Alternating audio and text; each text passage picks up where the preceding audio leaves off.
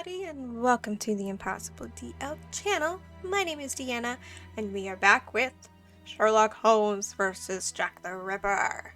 So in the last episode, we did a series of puzzles. An obscene amount of freaking puzzles. Just to figure out the killer's height and what he was wearing, I think, and hair color and stuff.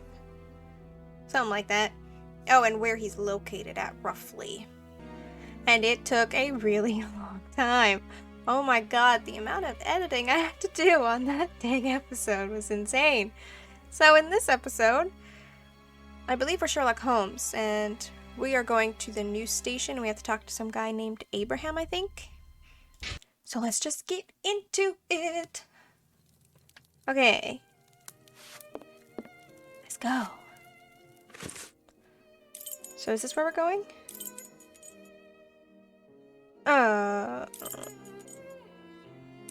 Crap. Oh my god, where's the news station at again? Bookstore, Amberry Street. Okay. Ah, bullying is there. It won't hurt just this once. What won't hurt? Hello, Mr. Bulling. So, did your colleague tell you about the tip? What tip? Ah, I see. I gave him an explosive tip and he went without you? Oh, that's not very sporting on his part. No doubt he took all of the credit for his discovery. You're winding me up, eh? I must show Bulling something to make him believe me. Cracker Jacks. This thing? I think. What do you want? I'm not winding you up. The proof is Okay, that here. he gave me this advance on the debt. That traitor! He owes me if I find him. Before I leave, can you do me a favor? Heck, tell me. I'm looking for some reliable info on the murders committed in Whitechapel in the months before Polly Nichols' attack. Reliable? Ha! You really think you'll find that here? Fine. I'll be honest with you. We have folders that group the dispatches from the current year into categories. In the police law category, you'll find the transcripts of the trials and investigations that we sell to the newspapers that ask us. Perfect. Sadly, I am out of time. I'll leave you to solve it, eh? You're the detective, aren't you?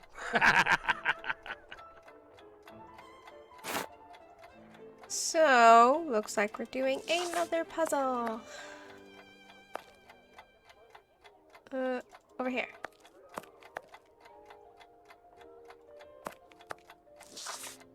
The dossiers are full of papers in dated envelopes. I can't open them. That would be too obvious. How can I tell which compartment to look in? No categories are indicated. I have no idea. An envelope is torn. I can tell that this dispatch contains economic information. Okay.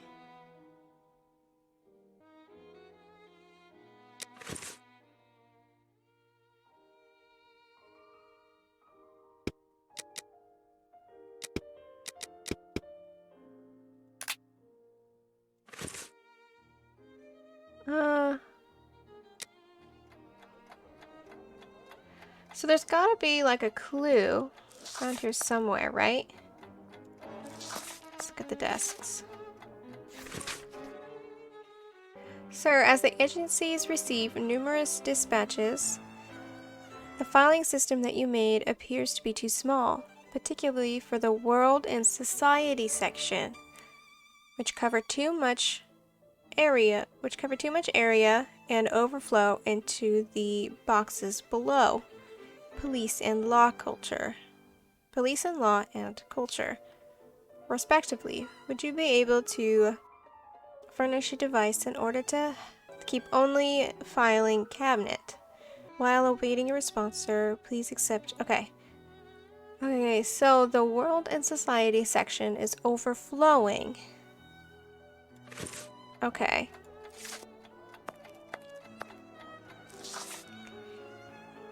So this one's the fullest. So, world? So one of these ones. Okay, I think we need more information. Is there other desks I can look at?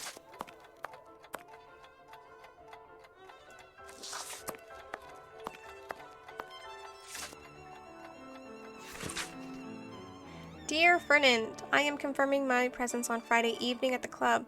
It will be my pleasure, because I must get my mind off things or risk falling into a black depression. Just imagine the new lady still has the favors of Janet. She'll end up forgetting blah blah blah. Okay. Yesterday I randomly placed a few invitations and science with politics dispatches. After all, they are always harebrained items. Given that the compartments are on top of the other, could have easily passed as one of the new lad's errors. Okay. So invitations in science and politics are on top of each other. As soon as I have a chance, I will show him how. Look at the news gathering balance. Okay. He could easily confuse the politics with the society section on his right. And this ladder with economy. Oh, Jesus. Oh, this is gonna take a while, guys. I'm not gonna lie, I think I'm probably just gonna fast forward everything from this point on.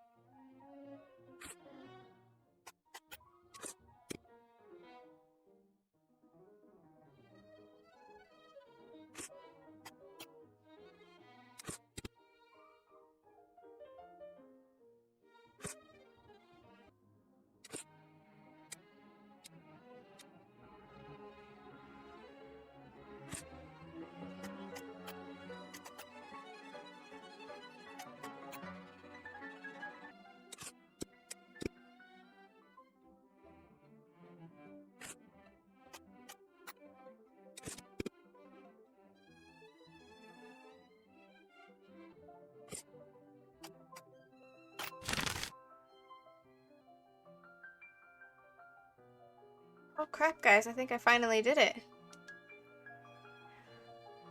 These envelopes contain dispatches of police and judicial cases. Now, I need to open them discreetly. I must try to unglue the openings. That took forever.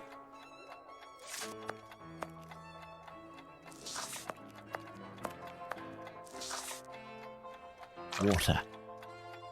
Okay, water. Assuming we need the tea kettle.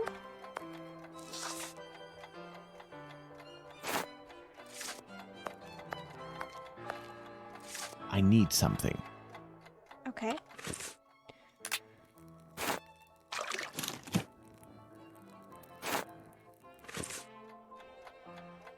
There, that will provide me with steam.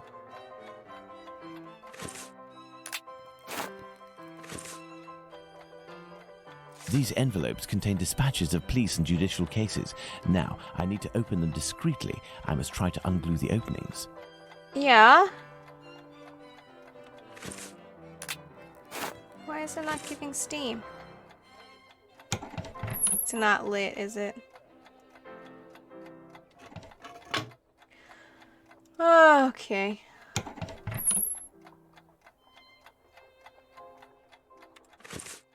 Do I just put matches in there? Yep. Alright.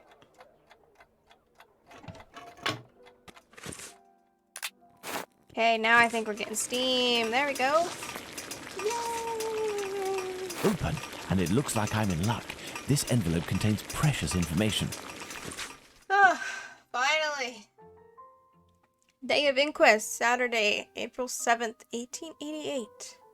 Mr. Wayne E. Baxter, the East Middlesex coroner, held an inquiry on Saturday, 7th of April, at the London Hospital respecting the death of Emma Elizabeth Smith, age 45, a widow lately living at 18 George Street, Spitalfields, who, it was alleged, had been murdered.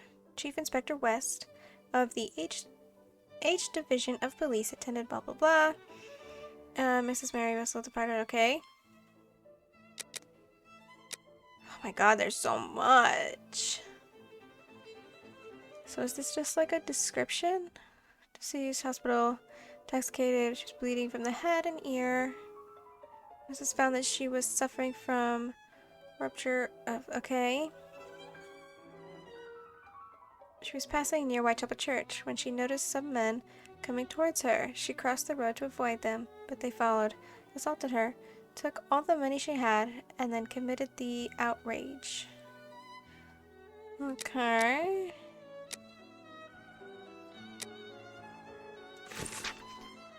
The information excludes the murder of the first woman, Miss Smith. Jack the Ripper can't be the author of that crime.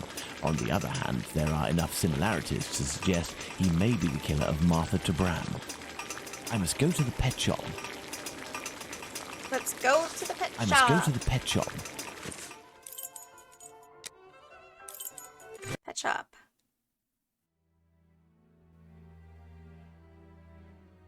I must go to the pet shop. Yes, you've said it 3 times now. Closed until further notice. Abraham isn't there. No luck. Beep beep. Beep beep. Good evening. Oh, good evening, sir. Do you know why Mr. Solomonovich's shop is closed? No, I don't. Perhaps his cousin, the cobbler, knows. But I believe the police came to take his animals. I Oh, think that might have something to do with it. When was this? During the day. The kids you were with the other day were there, they told me. They just came by to ask for some cat's meat. They didn't have any money, but I gave them some anyway. oh, that's good. Ah, Something wrong? Is something wrong? it's just that there was a little girl with them, the same age as mine. My little girl who went away with her mother, with the angels into the sky.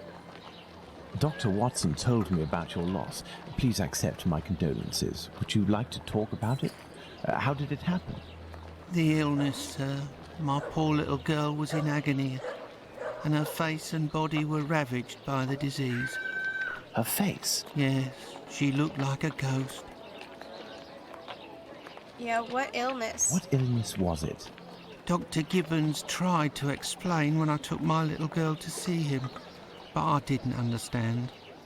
I'm sure that he was trying to insinuate it was my fault. I'm sorry, but I don't want to talk about it anymore. I understand. Farewell. Let's go and see Dr. Gibbons. Yes. If he'll even tell us anything. Wait, isn't it right here, I thought? Oh, it's not. Oh wait, yeah it is. No? Yeah, so we're right here.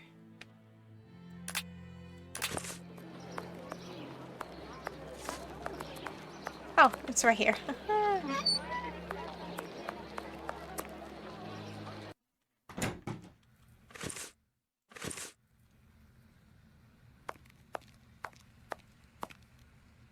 Hello, Doctor. Do you remember me? I'm Sherlock Holmes, Dr. Watson's friend. Oh, yes. Excuse the mess, but I am doing a bit of tidying. Hardiman. I have come to see you about a Mr. Hardiman, a cat food seller by trade who recently lost his daughter and wife. Yes, I know him. A tragic story. Actually, I was hoping you could tell me about the disease that took his daughter, a disease that would have attacked her face. Well, to keep it short, we are speaking of syphilis, Mr. Holmes. You must certainly know that it is transmitted through intimate connections, and that the vast prostitute population here contributes to its inevitable progression. It destroys individuals by spreading through the body slowly. The most obvious symptoms can be found in the genitalia and on the face in the form of pustules or lesions. Sometimes this illness can destroy whole families. The father catches it from a prostitute, he transmits it to his wife, who in her turn passes it to the kids which she bears or nurses. Oh. These cases are numerous in the vicinity.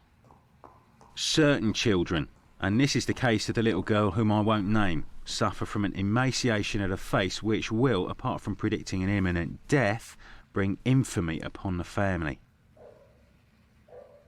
Oh. Emaciation of the face? Yes, what we sometimes call the pox. I will give you a photograph. One cannot be mistaken on the origin of such a face. The eyes seem to be void of lids. The nose is inexistent, as if it was cut off. And the cheeks are chiselled, as if cut with a knife. This loss of facial matter, this emaciation, is in this area often the gift from a father to his children. Can I keep this photograph? I should destroy it. But if it can remind you that one must sometimes think twice before giving in to physical attraction... I always seem to find myself alone in such cases. Thank you, Doctor. Oh gosh. Are you guys noticing the connections here? 'Cause I sure am. Let's go to the cobbler's.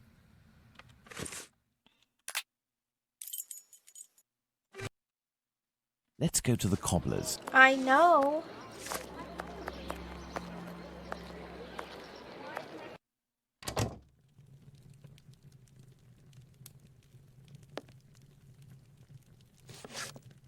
Hello, Mr. Solomonovich.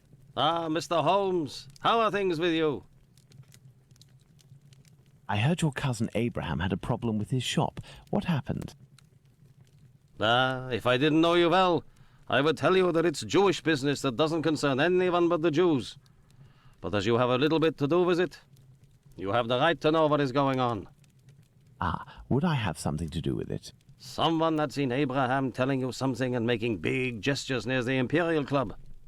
A vicious rumor quickly spread, and it has caused him great injustice. A slanderous denunciation attracted the authorities' attention to my cousin's shop. Abraham must be in the process of answering their questions. What? I did, indeed, speak with your cousin the other night. I'm shocked at the consequences of this discussion. As I was saying, it's the story of the Jews. In the face of adversity, we are united, but amongst ourselves, it's like anywhere else. As soon as our people take a dislike to someone, for right or wrong, we can be without pity and quite cruel. This is all very worrying. Your cousin knows one, or rather two, of the men who were at the Imperial Club on the night of the Mitre Square murder. One of the two, a butcher in Aldgate named Joseph, is probably withholding information of the utmost importance. I must find this man. Perhaps you can help me. But there are dozens of Jewish butchers around Aldgate, half of which must be called Joseph. And you know, Mr. Holmes, we Jews prefer to remain in the background of this murderer business, this Jack the Ripper thing. All of London is pointing their fingers at us saying, it's a Jew who disemboweled these women. Our community is in great peril, you know. There was the business with Lipski and Leather Apron. I will see what I can do, but I don't promise anything. I'd be extremely grateful to you. This is all crap. very worrying. But there... I'd be... Crap! Very well. We may meet again, Mr. Solomonovich. You are most welcome, Mr. Holmes. I've paced up and down Whitechapel enough. I should return to Baker Street in order to reflect on the new facts that I have discovered. I wonder if we can go to the police station. I've paced up and down Whitechapel. Shut up. I have no reason to go that way. Man, I was hoping we could go and check on, what's his face? Abraham.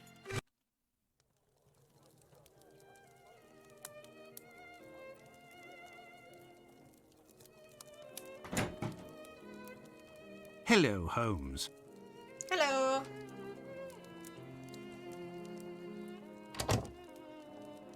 Good day, Watson. Listen, Holmes, I know I should have got here sooner to give you a report on my research, but this case has led me to neglect my patients and my wife more than I care to admit. I've been able to sort things out over the last few days, and now I am ready to pursue this investigation. You don't have to justify yourself, Watson. Whilst I do tolerate you as an observer, and despite your occasional help with more menial tasks, may I remind you that you are by no means an indispensable part of this case. Ouch. Oh, you tolerate me as an observer, do you? Oh my god. You're too much, Holmes.